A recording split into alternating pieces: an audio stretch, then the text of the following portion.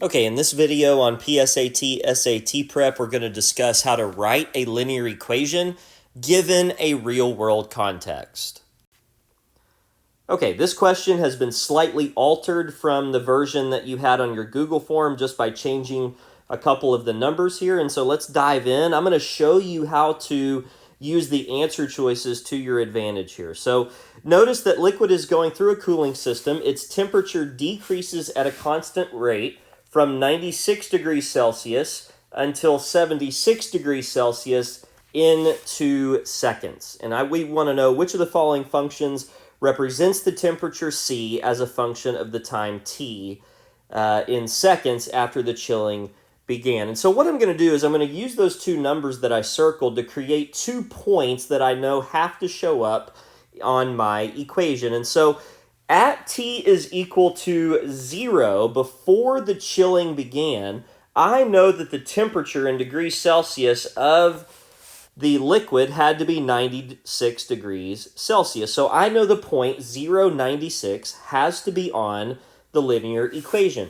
I also know that after 2 seconds have passed, so that's going to put me at T is equal to 2 seconds, the new temperature is now 76 degrees Celsius. And so these 2 points that I've written in this table have to be on the equation. And so I'm going to start just with the first answer choice, which is letter A.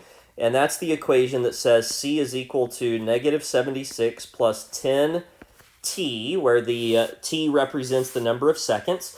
And I'm going to plug t is equal to 0 in for t and see what happens. And so this is going to give me C is equal to negative 76 plus 10 times 0.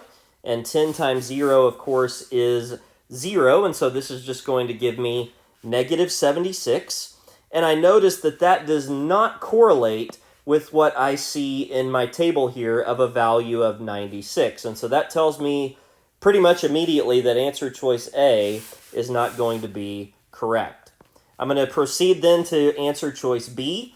And instead of copying down the original equation like I did before, I'm just going to go ahead and plug in 0 for t. So this is going to say 76 minus 10 times 0, which again, of course, is going to equal to 76. And again, notice that that does not correspond to the point that I said has to be on my linear equation. And so that means that this answer choice, letter B, is also incorrect. So let's go ahead and just put X's here by our first 2 choices. For letter C, that's going to say C is equal to 96 minus 10 times 0, which we're plugging in for t, and that is going to equal to 96. And notice for the first time we have a number that corresponds with what we wanted it to be. And so right now, I feel pretty good about letter C. Now, I'm not saying that that's the answer at this point, but I am saying that it is possibly an answer. So sometimes I like to put like a little dot next to that answer choice that I know is still in the running to be the correct answer. And then I'm going to try letter D. And letter D says C is equal to 76 minus 10.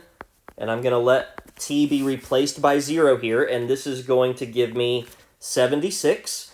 And so again, I see that that number, that answer, does not correspond with what I had here for T is equal to 0 for my temperature. And so that tells me that D is also not a possibility.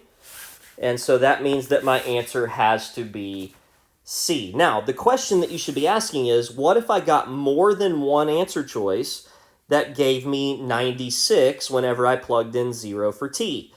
Then the answer to that is you need to go ahead and plug in this second point, 276, and see if that corresponds to an answer. And so if you just did that in letter C, then again, let's just do this up here. C is equal to 96 minus 10 times 2, so letting 2 be plugged in for T. Then this is going to equal to 96 minus 20, which of course is 76. And that also checks out with what I put into the table here. So that verifies and actually confirms that C is the correct answer. And you would want to make sure that you did that, as I said, if you came across two equations, two answer choices where 096 was a solution.